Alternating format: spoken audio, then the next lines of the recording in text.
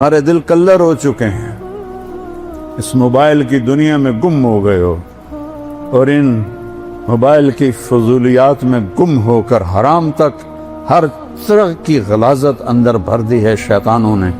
تو قرآن اٹھانے کی توفیق ہی کوئی نہیں، تو دل کیسے زندہ ہوگا؟ احی قلبک بالموعظہ، اس دل کو زندہ کر قرآن سے، ونورہ بالحکمہ، اور اسے نورانی بنا اپنے نبی کے کلام سے، اپنے نبی کی باتوں سے، وقوہ بالزہد، دنیا کو لات مار کر اپنے دل کو مضبوط بنا، وذللہ بالموت، یہ اکڑنے لگے تو اس کو لگام چڑھا موت کی، حسن مرنا ہے کیوں اکڑ رہے ہو؟ وقررہ بالفنا، اس سے روزانہ کہے تو نے مرنا ہے۔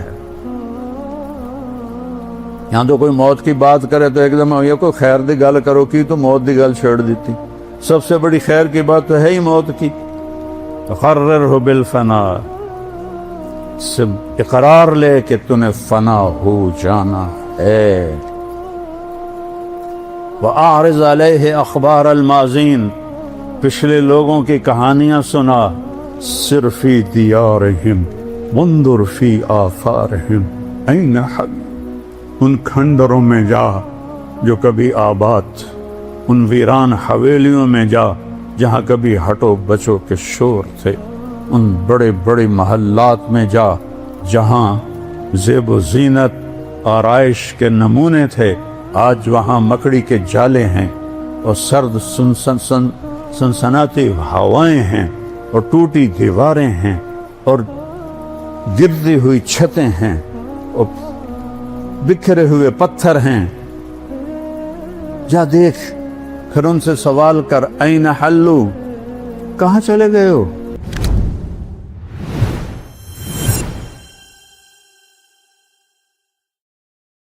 دنیا میں دو اندھیرے ہیں، ایک رات کا اندھیرا ہے، وآیۃ لہم اللیل نسلخ منہ النہار فاذا ہم مظلمون، میری بڑی نشانیوں میں سے ہے کہ میں دن کی کھال اتار لیتا ہوں اور اندھیرا چھا جاتا ہے۔ یہ اندھیرے وہ ہیں جو آفاقی ہیں، اس کائنات کے اندر ہے۔ ایک اندھیرا ہے جو دل پہ چھاکا،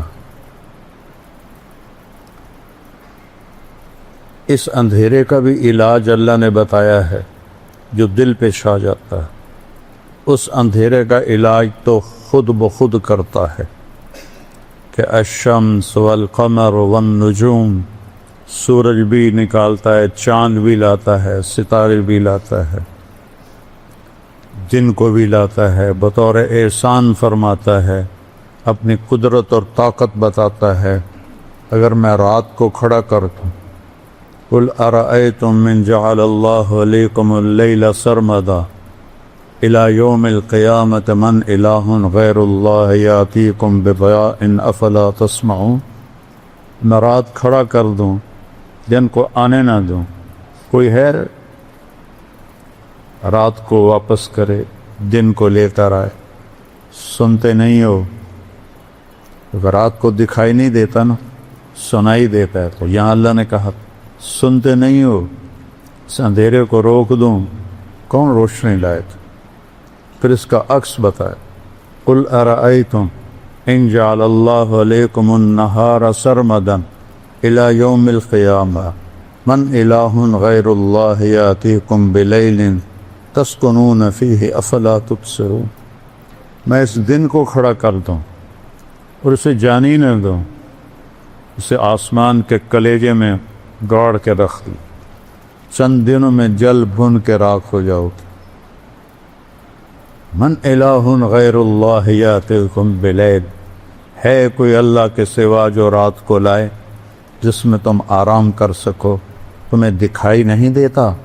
چونکہ دن کی بات ہو رہی ہے تو اس میں آنکھوں کا ذکر، اور جب رات کی بات تھی تو اس میں کانوں کا ذکر کیا کہ رات کو نظر نہیں آتا افلا تسمعون، دن میں نظر آتا ہے افلا تبصرون۔ تو ان اندھیروں کے دور کرنے کا ایک نظام قدرتی ہے جو اللہ تعالیٰ نے شروع سے بنا دیا ہے۔ یہ دلوں لا تعمل ابصار ولکن تعمل قلوب التی فی الصدور، یہ آنکھوں سے اندھے نہیں ہیں، یہ دل سے اندھے ہیں، ان کے دلوں پر سیاہی ہے، ان کے دلوں پر اندھیرا ہے۔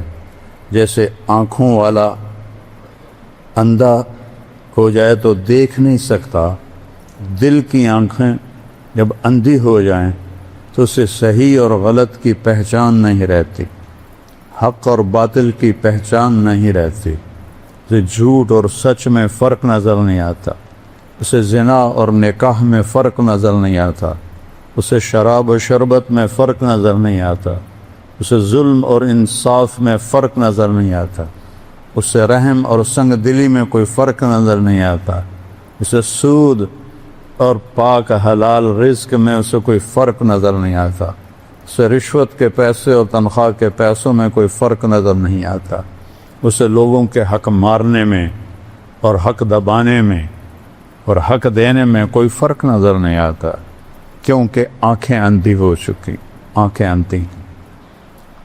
دلوں ان آنکھوں کو بیدار کرنے کے لیے اللہ کا ایک اور نظام ہے، وہ ہے انبیاء کا نظام جو آ کے آواز لگاتے ہیں۔ حالات معمول پہ چل رہے ہیں، جھوٹ بھی چل رہا ہے، قتل بھی چل رہا ہے، بت پرستی بھی چل رہی ہے، اور پتھروں کے آگے سجدے ہو رہے ہیں، ابھی تک گائے کے پیشاب کیے جا رہے ہیں۔ یہ نظام چل رہا ہوتا ہے کہ ایک دم ایک آواز پورے نظام کو ہلا کے رکھ دیتی ہے، یا قوم اعبدوا اللہ ما لکم من الہ غیرہ۔ یہ ایک بم پھٹتا ہے پورے معاشرے میں، اے میری قوم، تمہارا ایک اللہ ہے رب پالنے والا، اس کی بندگی کرو، ان پتھروں کو چھوڑ دو۔ تو آنکھیں پھٹتی ہیں، کان ناآشنا ہوتے ہیں، صدیوں سے ایک ریت چلی آ رہی ہے، یہ کون ہے جو ہم میں پیدا ہوا، ہمارے درمیان بڑا ہوا، یہ نیا بول کہاں سے لے کر آیا ہے، یہ نئی بات کہاں سے لے کر آیا ہے، یہ کیا کہہ رہا ہے، اجعل الآلہۃ الہا واحدا ان ھذا لشیء عجاب۔ قرآن نے کہا، کہتے ہیں اتنے خدا ہیں ہمارے، تو نے ایک ہی بنا دیا۔ 33 کروڑ دیوتا ہیں ہندو مذہب میں، اس سے زیادہ پاگل پن کوئی ہے کہ اپنے ہاتھوں سے پتھر کی مورتیاں بنا کر انہی کے آگے ایسے کھڑے ہو جانا۔ آپ نے ایک دفعہ ابو جہل، میں ابھی قرآن سے سنایا ہے، ابو جہل کی بات کو اللہ نے قرآن میں ذکر کیا۔ آپ نے کہا، یا ابا جہل کلمۃ واحدۃ لو تعطونها لدانت لکم العرب والعجم۔ اے ابو جہل، ایک بات میری مان لو تو عرب بھی تمہارے تابع ہوگا، عجم بھی تمہارے تابع ہوگا۔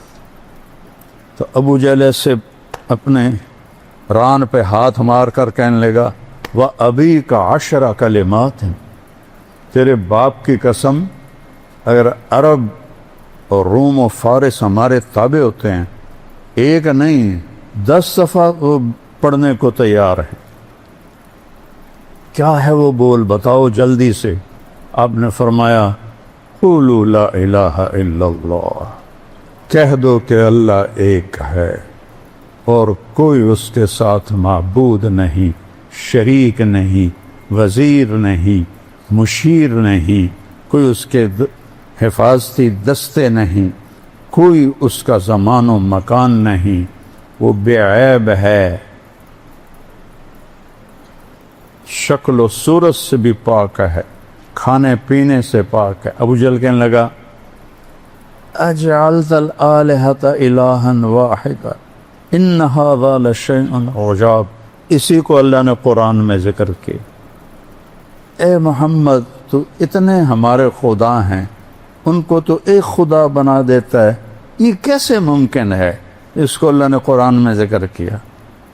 یقولون اجعلت الآلہۃ الہا واحدا ان ھذا لشیء عجاب، یہ تو عجیب بات ہے۔ ان اندھیروں میں ایک نور کی کرن پھوٹتی ہے، ان اندھیروں میں ایک نبوت کا سورج چمکتا ہے، وہ سب کو ان کی راہوں سے ہٹانے کے لیے دعوت دیتا ہے۔ میرے نبی کی مثال سب سے خوبصورت ہے۔ آپ کو جب اللہ نے حکم دیا قم فانذر، کھڑے ہو جاؤ میرے محبوب، یا ایھا المدثر، قرآن میں دو لفظ ہیں، یا ایھا المزمل، یا ایھا المدثر، دونوں کا مطلب ہے چادر لپیٹ کے سویا ہوا۔ رات کو سویا ہوا ہو تو مزمل عربی میں آتا ہے، دن میں سویا ہوا ہو تو مدثر آتا ہے۔ جب تہجد کے لیے اٹھایا تو کہا یا ایھا المزمل، یا چادر میں لپٹے ہوئے رات کے وقت میں اٹھ مجھ سے باتیں کر۔ جب دعوت کے لیے اٹھایا تو آپ دن میں لیٹے ہوئے ہیں تو کہا یا ایھا المدثر، اے چادر میں لپٹے ہوئے قم، کھڑا ہو جا، فانذر، بتا لوگوں کو کہ کیا ہونے والا ہے، وربک فکبر، بتا سب سے بڑا اللہ رب ہے۔ یہ قرآن کی واحد آیت ہے، اس کو ادھر سے ادھر تک پڑھو، وربک فکبر، اس کو الٹا پڑھو تو بھی بنتا ہے وربک فکبر، رائٹ سائڈ سے پڑھو ربک فکبر، لیفٹ سے را سے شروع کرو تو ربک فکبر۔ یہ قرآن میں ایک ہی آیت ہے جو اس میں پیغام کی عظمت کو بتاتی ہے کہ یہ اتنا بڑا پیغام ہے کہ سب سے بڑا رب اللہ ہے۔ اس کی کبریائی کو بیان کر، سب اس کی مخلوق ہیں، اس کے تابع ہیں، وہ زندگی کے لا یملکون لانفسہم ضرا ولا نفعا ولا موتا ولا حیاتا ولا نشورا۔ سبحان اللہ، اللہ نے ایسے قلم پھیرا کہ یہ جو مخلوق ہے، جس شکل میں، بندے کی شکل میں، جن کی شکل میں، بادشاہ کی شکل میں، کسی بڑے بزرگ کی شکل میں، کسی بڑے شہنشاہ کی شکل میں، یہ اپنے طور پر کسی کو نقصان نہیں پہنچا سکتے، نہ یہ نفع پہنچا سکتے ہیں، نہ یہ زندگی کے مالک ہیں، نہ یہ موت کے مالک ہیں، نہ یہ موت سے اٹھانے کی طاقت رکھتے ہیں، وہ صرف اللہ ہے۔ یحیی و یمیت و الیہ النشور، یہ سب تیرے اللہ کا کام ہے، مخلوق کا کام نہیں ہے۔ ان عزتوں کے پیچھے مت دوڑو جس کے آگے جہنم کی آگ ہے، اس پیسے کے پیچھے مت دوڑو جس کے آگے جہنم کی آگ ہے، اس بڑائی کے پیچھے مت دوڑو جس کے آگے ذلت اور رسوائی ہے۔ اجل ہی نے چھوڑا نہ کسرا نہ دارا، اسی سے سکندر صفات بہارا، ہر ایک لے کے کیا کیا نہ حسرت ستارہ، پڑا رہ گیا سب یوں ہی ٹھاٹھ سارا، جگہ جی لگانے کی دنیا نہیں ہے، یہ عبرت کی جا ہے تماشا نہیں ہے۔ یحیی و یمیت، اللہ اپنا آپ کو بتا رہا، جانتے ہو میں کون ہوں؟ لہو ملک السماوات والارض، زمین آسمان کی بادشاہی اکیلے اللہ کی ہے۔ کیا طاقت ہے؟ یحیی و یمیت، مچھر مار کے دکھاؤ، مکھی مار کے دکھاؤ، انسان مارنا تو بات کی بات ہے۔ زندگی تیرے اللہ کا امر ہے، موت تیرے اللہ کا امر ہے، نہ اس سے بڑے بچے نہ چھوٹے بچے، صرف ایک ہستی کو اللہ نے اختیار دیا، چھوڑا نہیں۔ یا حبیبی عش ما شئت، میرے محبوب آپ کو اجازت ہے، آپ جتنا زندہ رہنا چاہتے ہیں آپ رہیں،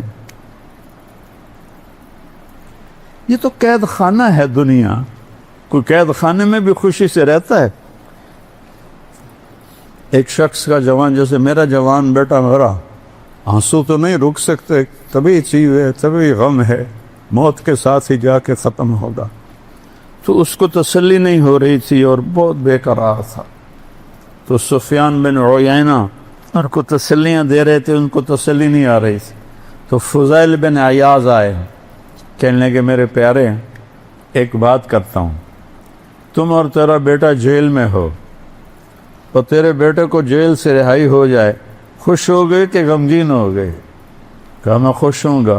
کہ دنیا تو قید خانہ ہے، تیرا بیٹا جیل سے رہا ہو گیا، موجوں میں چلا گیا، ایک دم اس کے آنسو رک گئے. یہ تو قید خانہ ہے، یہ دھوکے کا گھر ہے، یہ مچھر کا پر ہے، یہ مکڑی کا جالا ہے، یہ لا تساوی جناح بعود ہے، یہ مچھر کے پر کے برابر بھی نہیں ہے، یہ مکان قلیل ہے، یہ دار الغرور ہے، یہ دار البوار ہے، یہ دار العبرہ ہے، یہ دار الفنا ہے، یہ مٹ جانے کا گھر ہے، یہ لٹ جانے کا گھر ہے، یہ پٹ جانے کا گھر ہے. یہاں کھنڈر ہی کھنڈر ہیں، جہاں میں ہیں عبرت کے ہر سو نمونے، مگر تجھ کو اندھا کیا رنگ و بو نے. کبھی غور سے یہ بھی دیکھا ہے تو نے کہ معمور تھے جو محل اب ہے سونے. جاؤ مولا علی کا وصیت نامہ پڑھو جو انہوں نے امام حسن علیہ السلام کو لکھوایا کسی سے، لمبا ہے، میں پہلے ایک دو جملے پڑھتا ہوں کہ بیٹا احی قلبک بالموعظہ، قرآن سے دل کو زندہ رکھنا. دل کیسے زندہ ہوتا ہے؟ قرآن سے. پورا سال قرآن دیکھے ہی نہیں تو دل زندہ کیسے ہوگا؟ جس مٹی کو پانی روزانہ چاہیے، پورا سال اس کو پانی نہ لگاؤ، میں تو ذمہ دار ہوں، اس کے پلے کیا رہے گا؟ کلر ہو جائے گی. ہمارے دل کلر ہو چکے ہیں، اس موبائل کی دنیا میں گم ہو گئے ہو، اور ان موبائل کی فضولیات میں گم ہو کر حرام تک ہر طرح کی غلاظت اندر بھر دی ہے شیطانوں نے. تو قرآن اٹھانے کی توفیق ہی کوئی نہیں، تو دل کیسے زندہ ہوگا؟ احی قلبک بالموعظہ، اس دل کو زندہ کر قرآن سے.